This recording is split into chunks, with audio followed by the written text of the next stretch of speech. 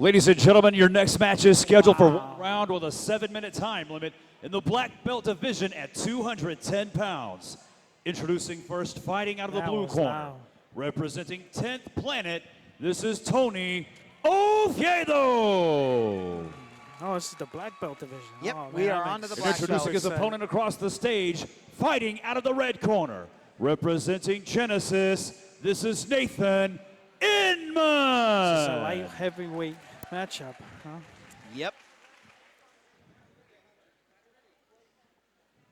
We should definitely be expecting to see some good leg locks here.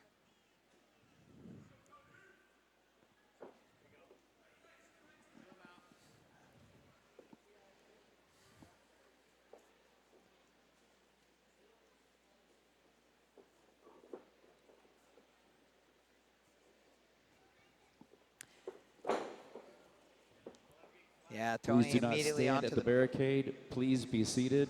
Let me mute him.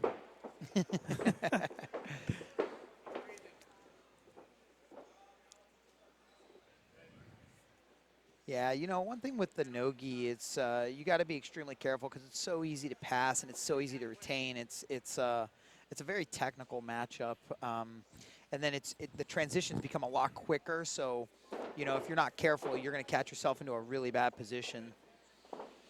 And now, it's for a new student, you know, the popularity, I guess, the no-gi. Dude, I think some people come up to me and ask me, is this related to more to the streets, or the gi would probably be more relatable as far as self-defense? You know what? Both of them are going to be absolutely related to the streets, and I don't believe either one is more related than the other, because you're learning control either way. You're learning positions. You're definitely not going to find a guy in spats and you know, booty shorts coming up to you and say, let's fight, you know. But one thing you will be seeing is on the streets, you will have a guy in shorts and a T-shirt, or you're going to have a guy in a jacket and a hoodie, and those are going to be your translations. So essentially, both of these are going to be very, very great to train. There is no wrong jiu-jitsu to be training, whether it's gi or no gi, in my opinion. So, I mean, a lot of people are going to fight that over too, right? Saying, oh, 10th Planet and, you know, everybody else, it's, you know, but at the end of the day, they're training jiu-jitsu, and they're going to be able to hold their own on the streets just as well as anybody else. As long as you train, you are already 10 steps ahead of the game.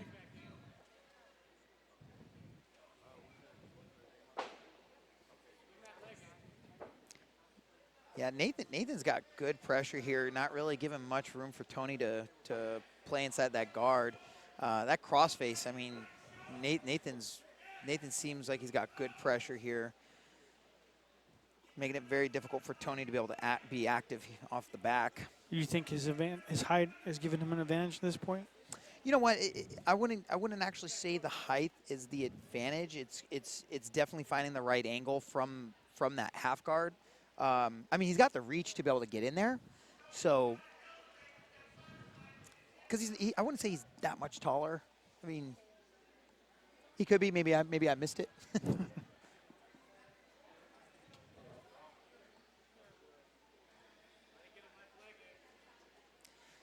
But I think Nathan at this point, yeah, he needs to open up that guard and start working a knee cut and passing over to a quarter mount, or, you know, knee slice back in the opposite side.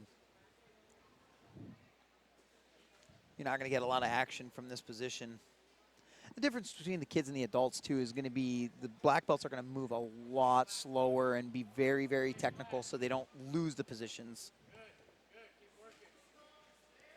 But his knee's free. He should knee cut out now. Oh, Tony's going for the lockdown here. Nope. His leg is free. There it is. Got a head and arm. Dangerous waters. Yeah, this is where it gets really tough. You know, you got a very experienced black belt here. Nathan got a head and arm choke in the mount. Great constant pressure. You know, Tony's playing telephone, but it seems to be tight. But yeah, it's slowly moving up here, right across his face, and you know, Nathan's just got to keep pushing his head down to the floor and moving that arm all the way over. Yeah, you got to get the forehead down to the ground. Also, see a little pressure on that wrist as well, too. That's not Yeah, good. yeah. A Oh. lot of times you can get caught in a wrist lock in that position. I've been on the back end of that one a few times. It's almost embarrassing. It's like, oh man, I got wrist locked by accident. They went 1988 on you. Man, Nathan has just got amazing control right here. He is, I mean, he ain't letting Tony move at all.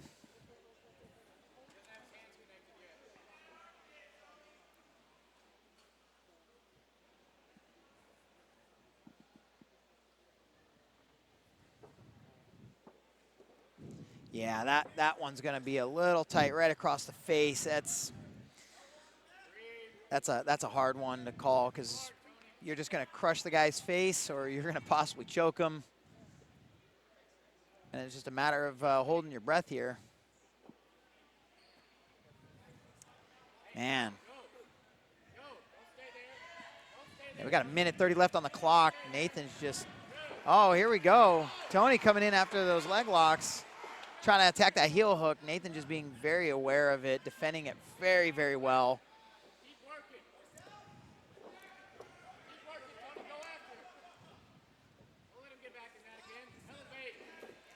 Yeah, Nathan just very, very good at just everything all around right here. He's not giving Tony much room to move. Tony had an opportunity playing a little bit of leg locks.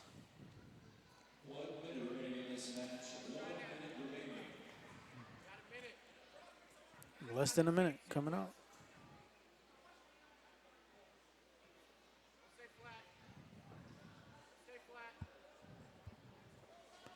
Coming up, Pete O'Neill versus Rodrigo Lopez.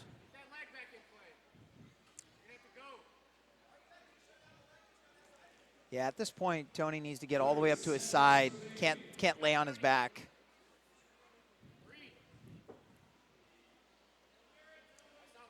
Yeah, Nathan just constant pressure and good control. Very technically sound. That was a great display for Nathan. Coming up in 10 And with seconds. an ankle lock in the last 10 seconds, can he get it? Ooh, Oh, he's this is fine. gonna- And they roll out to the side with 1 second on the clock, and that's it. This is going to a draw. That was a great display of jiu-jitsu. Dominant performance by Nathan.